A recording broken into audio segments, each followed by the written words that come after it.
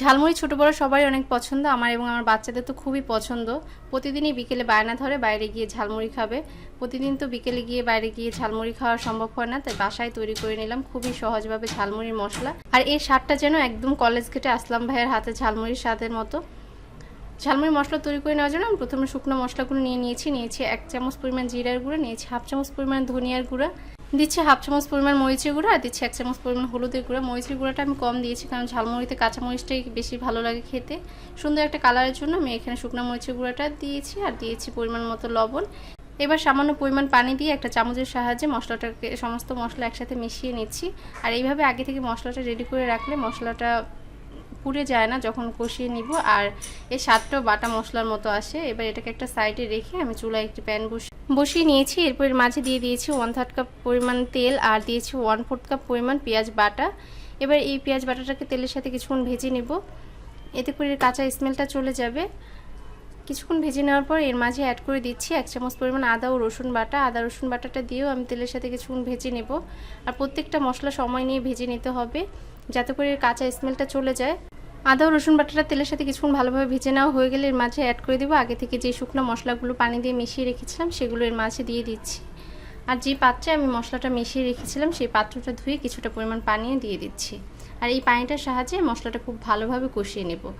চেষ্টা করে মশলাটা খুব ভালোভাবে কষিয়ে নিতে, আর এই মশলাটাকে একদম তেলের সাথে ভাজা ভাজা করে নিতে হবে, এতে করে মশলাটা অনেক দিন পর্যন্ত সংরক্ষণ করে রাখা যাবে এবং এর স্মেলটাও খুব সুন্দর আসবে। কিছুক্ষণ অনবরত নেড়ে তেলের সাথে ভেজে নেওয়া হয়ে গেলে এর মাঝে অ্যাড করে দিব 1 চামচ পরিমাণ রাঁধুনি চটপটি যে মশলাটা আছে সেটা আমি দিচ্ছি। আর আপনাদের হাতের কাছে রেডিমেড এই মশলাটা না থাকলে বাসায় তৈরি করে নিতে পারেন।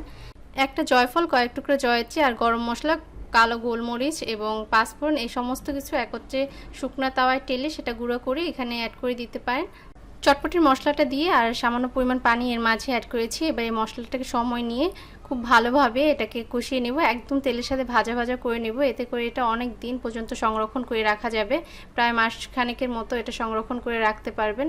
আর দেখে বুঝতে পারছেন যে আমার মশলাটা এই পর্যায়ে অনেকটাই ভাজা ভাজা হয়ে গেছে এবং উপরে তেলটা ভেসে উঠেছে আর তেলের মাঝে বাবল ফুটতে শুরু করেছে।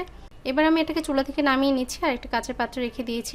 এবার এই মশলাটা দিয়ে যেভাবে ঝটপট ঝালমুড়িটা তৈরি করে নিতে পারবেন সেটা দেখিয়ে দিচ্ছি। এর জন্য নিয়েছি কিছু মুড়ি, আর নিয়েছি কিছু পেঁয়াজ কুচি, ধনিয়া পাতা কুচি, আর নিয়েছি কাঁচামরিচ কুচি। এবার আমি এই মশলাগুলো দিয়ে ঝালমুড়িটা তৈরি করে নিব।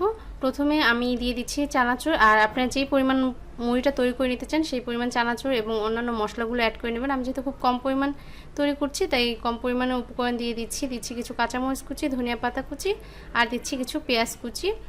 এরপর দিয়ে দিচ্ছি যে ঝালমুড়ি মশলাটা তৈরি করে রেখেছিলাম সেখান থেকে 3 চামচ পরিমাণ মশলা দিয়ে দিচ্ছি। এবার এই বক্সে ঢাকনাটি লাগিয়ে সবকিছু একত্রে মিক্স করে নিলেই হয়ে যাবে মজাদার আসলাম ভাইয়ের হাতের ঝালমুড়ি। ঝালমুড়িটা আমি এরকম একটা বক্সের মধ্যে তৈরি করে নিচ্ছি, আপনারা চাইলে অন্য যে কোনো পাত্রে তৈরি করে নিতে পারেন। মিক্স করা হয়ে গেছে। এবার মুড়িটাকে আমি একটি কাগজের ঠুঙায় সার্ভ করে নিয়েছি। আশা করছি আমার আজকের রেসিপিটা আপনাদের ভালো লেগেছে। যদি ভালো লাগে তাহলে অবশ্যই লাইক, কমেন্ট, শেয়ার করবেন। আর যারা এখন আমার পেজটি ফলো করেনি প্লিজ ফলো করবেন। সবাই ভালো থাকবেন, আমার এবং আমার পরিবারের জন্য দোয়া করবেন। আল্লাহ হাফেজ।